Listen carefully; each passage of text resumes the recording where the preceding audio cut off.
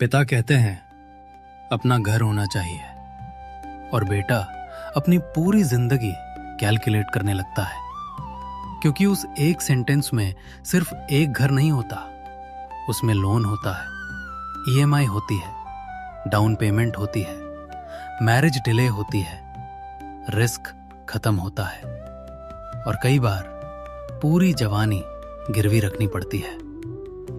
कुछ लोग घर नहीं खरीदते, वे अपनी आजादी मंथली इंस्टॉलमेंट्स में बेच देते हैं। सैलरी आने से पहले ही उसका नाम लिखा होता है, थोड़ा बैंक का, थोड़ा घर का, थोड़ा जिम्मेदारियों का और सबसे कम खुद का।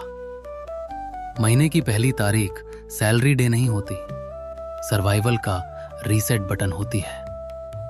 ईएमआई सिर्फ बैंक को नहीं जाती, वो तुम्हारे रिस्क लेने की हिम्मत भी खा जाती है। तुम जॉब छोड़ना चाहते हो, लेकिन ईएमआई हंसती है। तुम बिजनेस शुरू करना चाहते हो, लेकिन ईएमआई पूछती है और अगर फेल हो गए तो? तुम ट्रैवल करना चाहते हो, लेकिन ईएमआई कहती है पहले मुझे भर। यही अडल्टहुड है, जहां सपनों से पहले ड्यू डेट आती है, जहां पैशन से पहले पेमेंट आती है, जहां मैं क्या चाहता हूं से पहले क्या पॉसिबल है पूछा जाता है।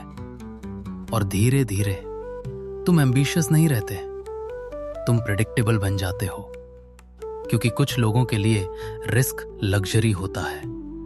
उनके पास मंथली कमिटमेंट होती है और उसके पीछे पूरा परिवार। पिता कहते हैं किराए में जिंदगी निकल जाती है और बेटा उनकी आंखों में सिर्फ एक बात पढ़ता है, मैं चाहता हूं तुम्हें वो इनसिक्योरिटी ना मिले जो मैंने झेली। यही मिडिल क्लास ड्रीम है, घर नहीं सुरक्षा, वॉल्स नहीं सुकून, प्रॉपर्टी नहीं मां की स्थिर रसोई, पिता की चैन की नींद, दरवाजे पर अपना नाम और हर साल घर बदलने की मजबूरी का अंत। कुछ लोग लग्जरी कार नहीं चाहते, वे बस अपनी मां को ये कहते सुनना चाहते हैं अब यहां से कहीं जाना नहीं पड़ेगा।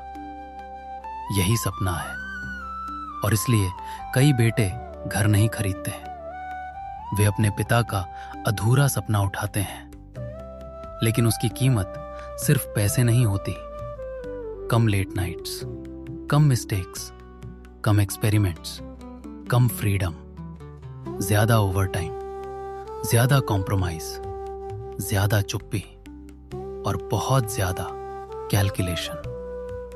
तुम रिलेशनशिप भी सोचकर करते हो, क्योंकि अब सवाल सिर्फ प्यार का नहीं होता, सवाल होता है लोन के साथ फ्यूचर पॉसिबल है? शादी अफोर्ड कर सकता हूं? क्या स्टेबिलिटी है? जिंदगी रोमांस नहीं रहती, स्प्रेडशीट बन जाती है। और सबसे डेंजरस बात, तुम इसे नॉर्मल मान लेते हो। तुम्हें लगता है यही मैच्योरिटी है, शायद है भी, लेकिन कई बार मैच्योरिटी और सैक्रिफाइस के बीच एक बहुत पतली लाइन होती है और लोग पूरी जिंदगी उसे पहचान नहीं पाते। सबसे भारी ईएमआई बैंक वाली नहीं होती, सबसे भारी ईएमआई वो होती है जो तुम हर महीने अपने सपनों से भरते हो। एक पोस्टपोन ट्रिप, एक छोड़ा हुआ स्टार्टअप, एक डिलेड मैरिज, एक दबा हुआ पैशन, एक और साल अभी नहीं का। यही असली पेमेंट है।